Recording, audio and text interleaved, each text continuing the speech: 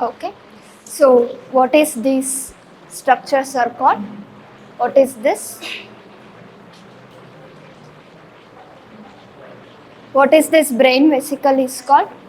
It is called as telencephalon, and this is diencephalon followed by mesencephalon. Next, metencephalon. Then we have myelencephalon. Okay.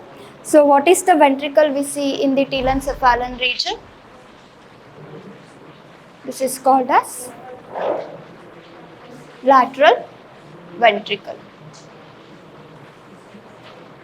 Okay. And this ventricle is called as third ventricle. This is called as third ventricle.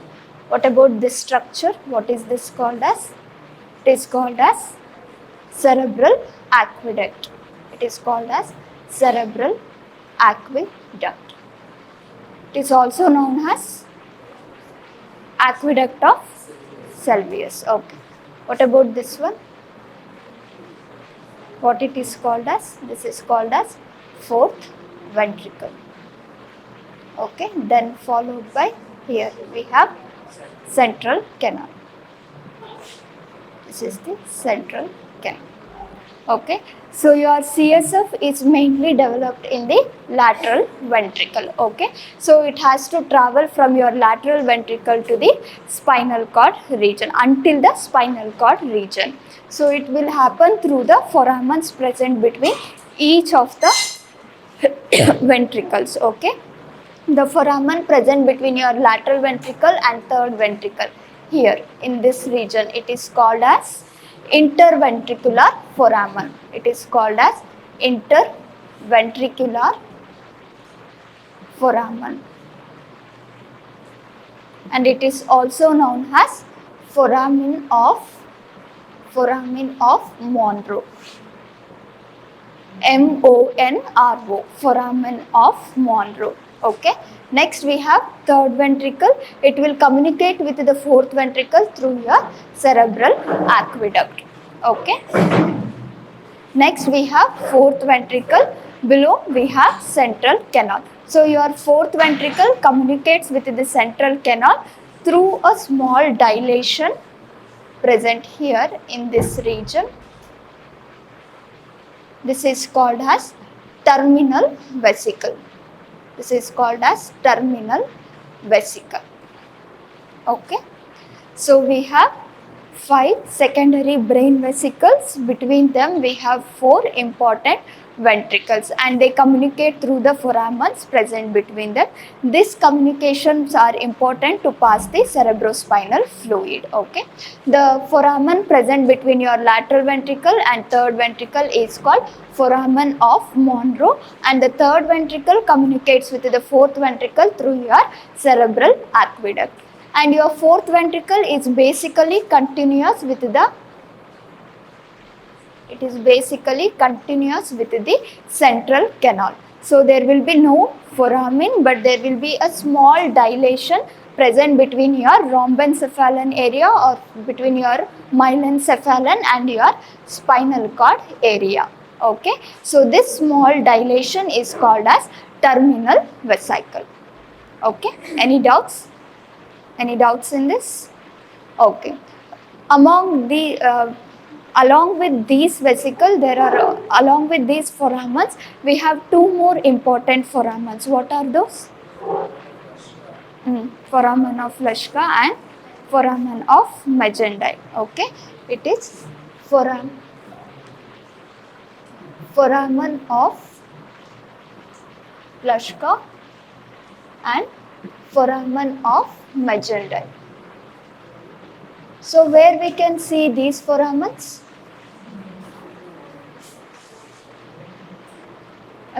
Foramen of Magendie is 1 in number, foramen of Leschka is 2 in number. Okay.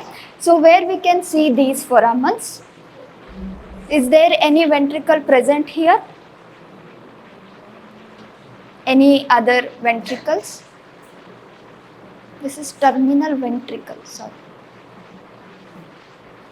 This is terminal ventricle, not terminal vesicle, terminal ventricle.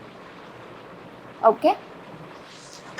So whatever the CSF produce here, it will not only pass from your brain to spinal cord, it will also reaches to your which part? CSF can be seen in which part of the body? You can see them in your brain area and also in your spinal cord and then in the subarachnoid space. Okay, so these foramens will help your CSF to pass into your subarachnoid space. Okay, subarachnoid space.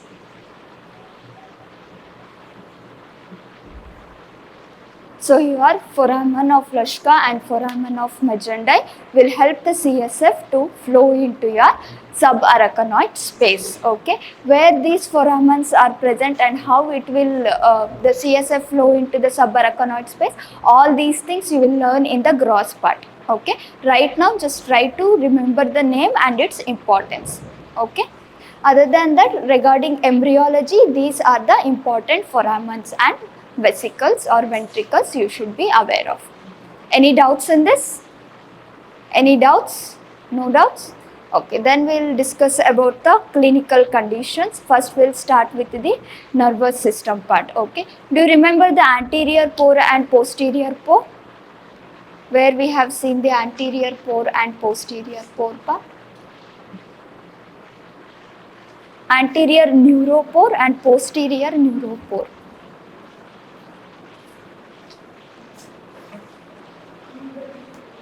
Neural tube. Okay, any other answers? What is the significance of these pores present in the embryonic stage or in the embryonic development phase? Remember this diagram? What is this?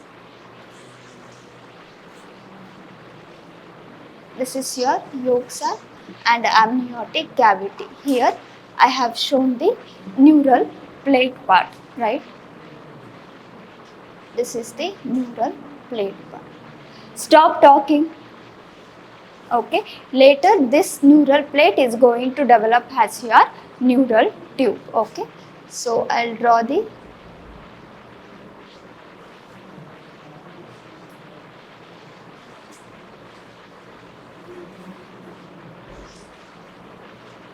So this is your developed neural tube. This is the neural tube.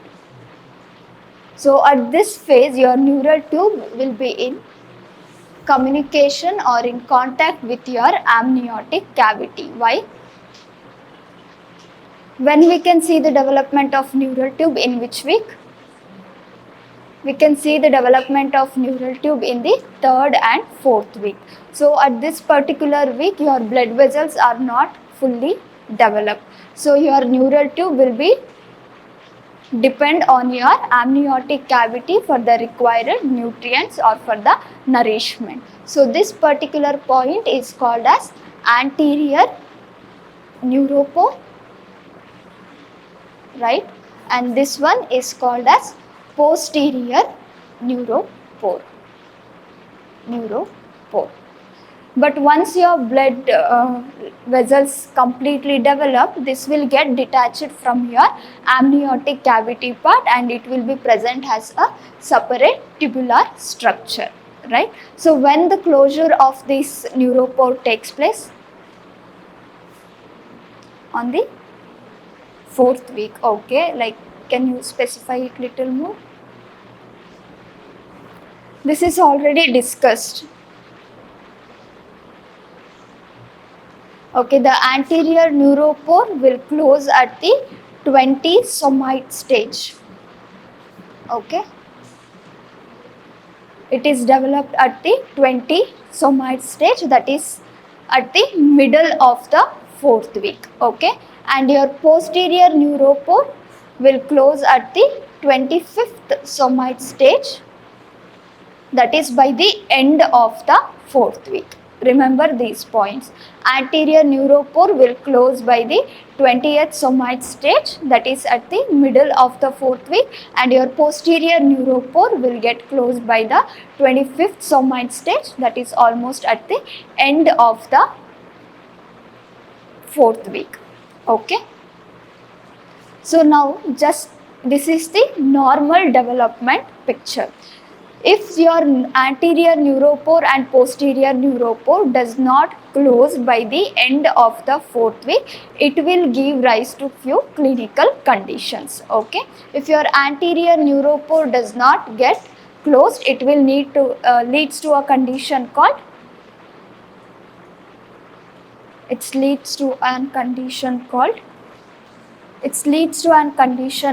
anencephaly. Okay, it leads to a condition called anencephaly.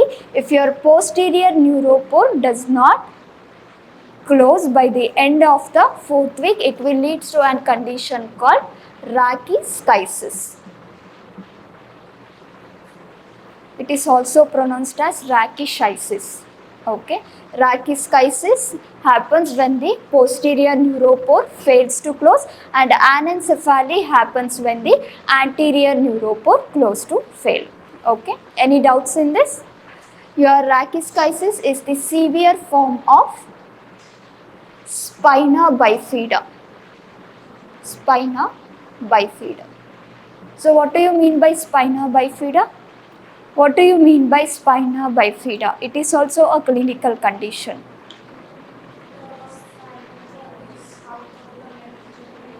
Okay, spinal cord is out of the meningeal layers.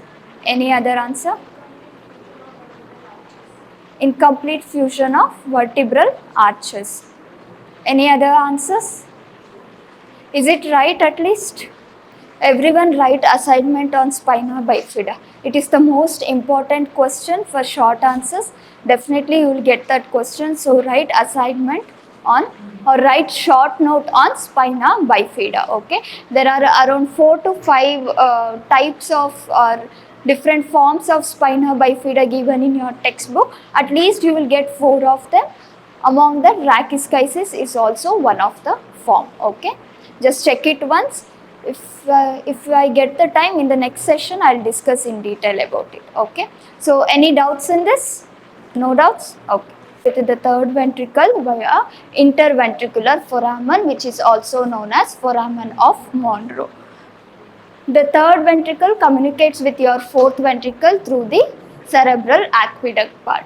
The fourth ventricle is continuous below with your central canal of the spinal cord, which presents a small dilation at an inferior end. It is called as terminal ventricle.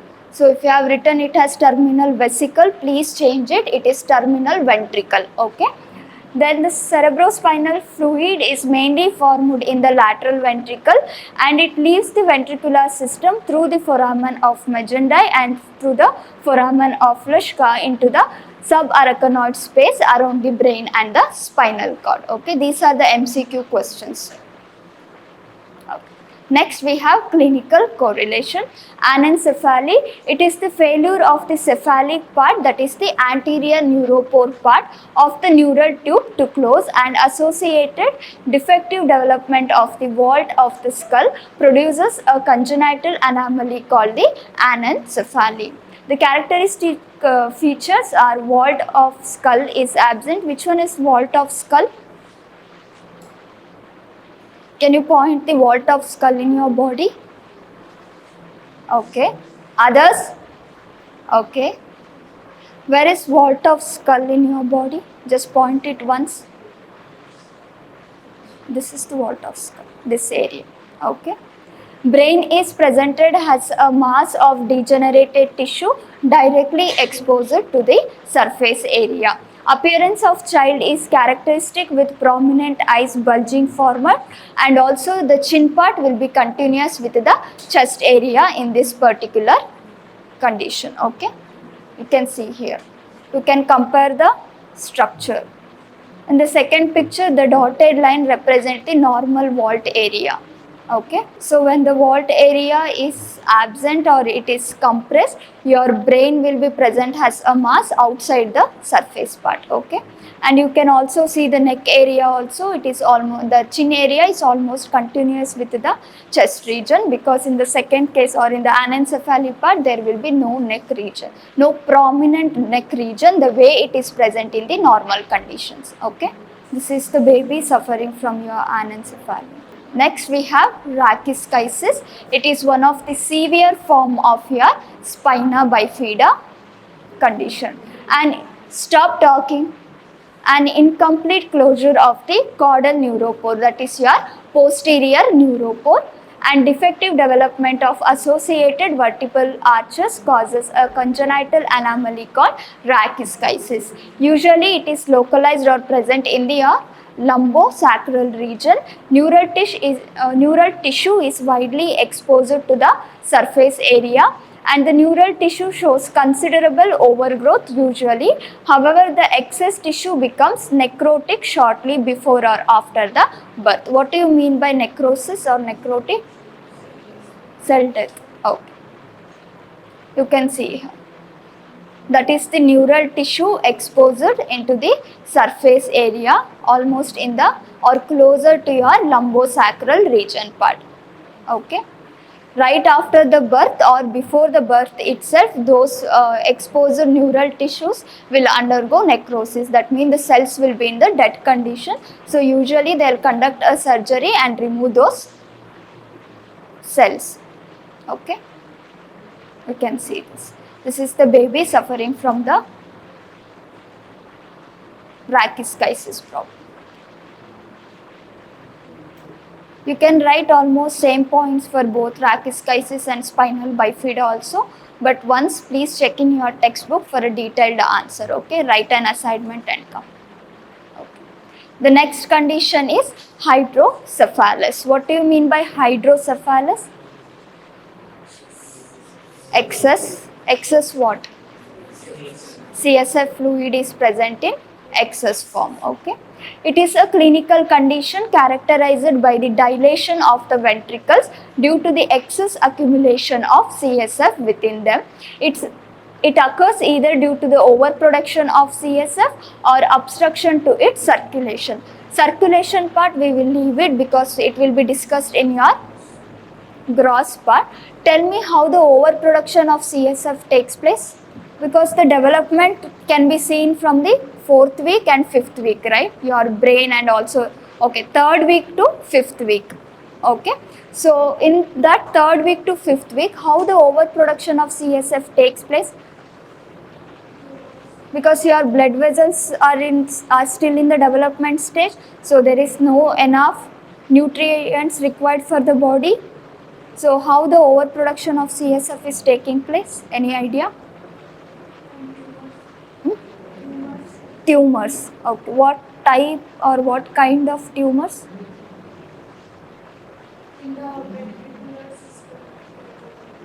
Okay, fine.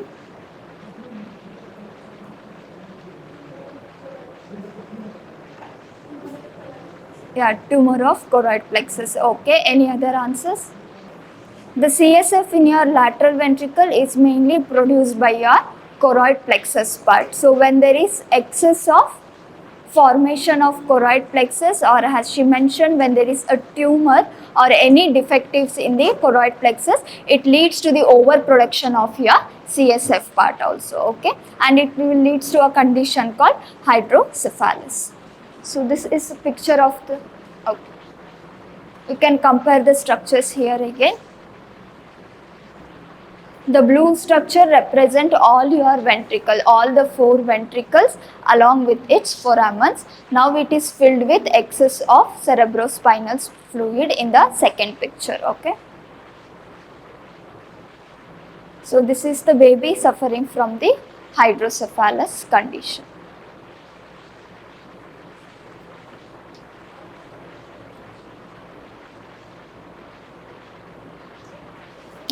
Any doubts in this? Any doubts? Okay. While discussing about the development of brain, I have said we have to discuss about 4 basic or important topics. What are those 4 basic topics? What are the 4 basic topics we should be aware in the development of brain? Vesicle formation, flexures, ventricular system, and last one is histogenesis part. Okay. What are the layers we can see in the histology part? What layers we can see in the histology part?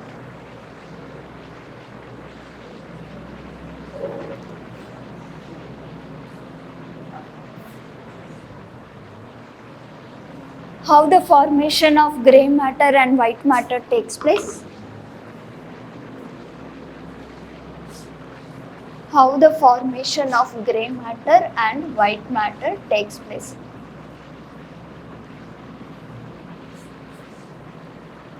First we have the neural tube. So this neural tube is getting fused at the 4th somite level, right?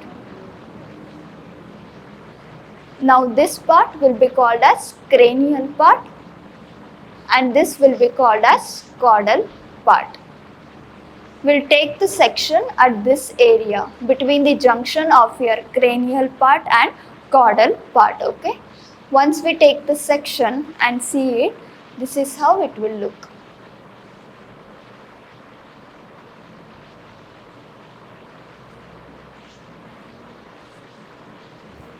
Okay, this is called as dorsoventral slit and this is called as roof plate and this is called as floor plate and these walls are called as lateral walls. So once we take the section at the cranial and caudal junction, this is how the structure will look. We have the slit in the center, we have roof plate, floor plate and on either side we have lateral walls. Okay. Now there will be a formation of a single cell layer around this particular slit.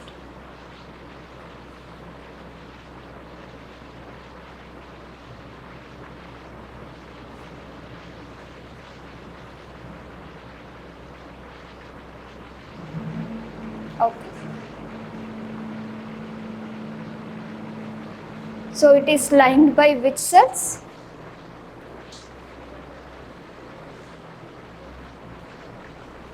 This is like a general section. When I take the section and study, this is how I see the structure. But once I do the histology study of the same section, I can see a single layer present around your vertical slit part. Understood? Any doubts? No doubt. So it is lined by which cells, I am asking. This is how the cells will look.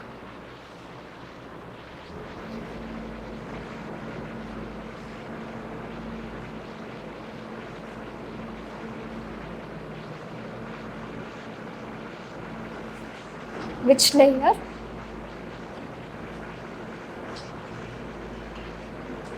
This is the pseudostratified columnar layer. Okay, so the slit is lined by your pseudostratified columnar area and this columnar cells will undergo proliferation. Once the proliferation takes place, it will give rise to 2 different types of cells. What are those? It will give rise to your neuroblast cells and spongioblast cells. Spongioblast cells. Okay, so your neuroblast cells will be the neuron cells and your spongioblast cells will be the neuroglial cells.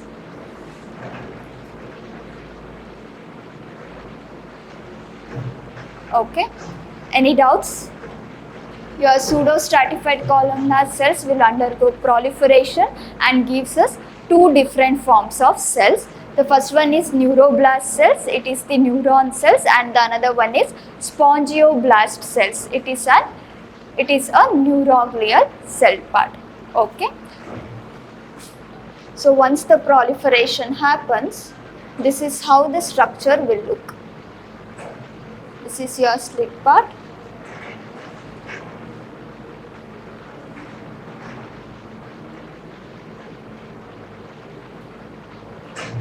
Okay, now this layer will undergo proliferation.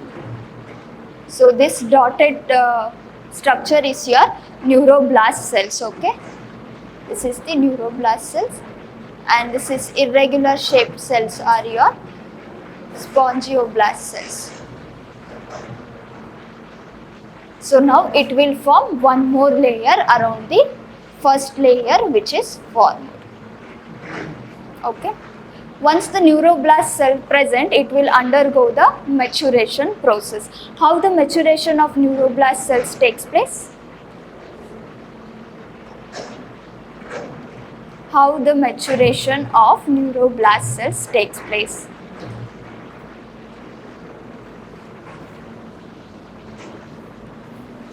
This is your neuroblast cells. Okay. First it will present in a oval shape. Next, on both the sides it will form a process like this. Now this will be the bipolar neuron or bipolar cell stage. Okay. Again, one of the process will degenerate and only one will remain. Again it will enter the unipolar stage, and whatever the process remain will further grow into your axon. It will grow into your axon part, and this is called as multipolar neuron. Multipolar neuron, and this will be your dendroids. This is how the maturation of your neuroblast cells takes place. Okay, so the matured neuroblast cells will leave its axon out of this particular cell stage like this, and also the spongioblast cells will come out of this particular area and it will present here. So it will form again one more layer. So now total we have 3 cell layers or zones. Okay, these 3 cell layers or zones is called as, what they are called as? Matrix cell layer and mantle cell layer, followed by marginal cell layer. Okay, the very first one is called as, this is called as matrix cell layer. Okay, the second cell layer formed is called as mantle cell layer. The last one is called as marginal cell layer. Okay, this is also known as ventral zone, and this is also known as marginal zone, and your mantle cell layer is also called as intermediate zone. Remember these points. We have 3 cell layer: matrix, mantle and marginal cell layer, which is also called as ventral zone, intermediate zone and marginal zone. Your matrix cell layer is completely made up of pseudostratified columnar cell part, and your mantle layer is formed by neuroblast cells plus spongioblast cells.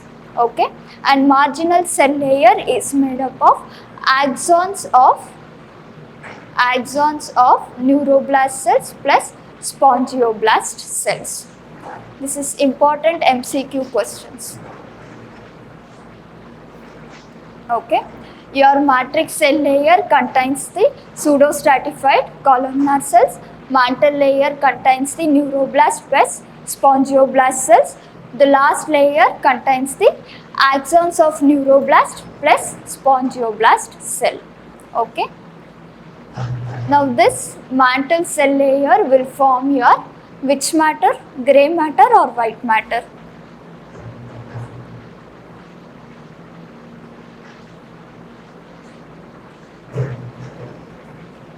Just imagine this has the central. This particular part is called as neurocele. Okay. Now this area here we called it as slit, right? So once we study the histology part, this is called as neurocele. Okay. Now imagine the neurocele has the central canal of your spinal cord. After the central canal, what matter or what area we can see? Grey matter. Okay. So this will be the grey matter, and later followed by we have white matter. So your mantle cell layer is going to be your grey matter, and the marginal layer is going to be the white matter of your spinal cord. Okay. Any doubts in this? Any doubts? Sure. Okay. Histogenesis of the neural tube. The neural tube increases in thickness due to the repeated mitosis of its epithelial lining. By the middle of the 5th week of embryonic development, the transverse section of recently closed neural tube reveals the 3 distinct layers of zone. From within outward, they are matrix zone, mantle zone, and marginal zone. You can see the structure. Just concentrate only on this side. There are 3 zones which is mentioned.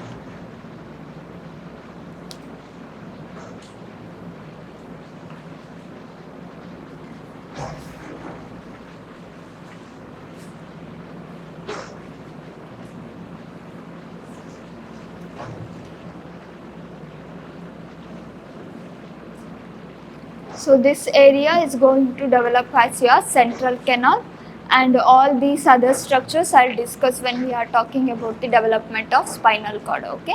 Now only concentrate on these 3 layers.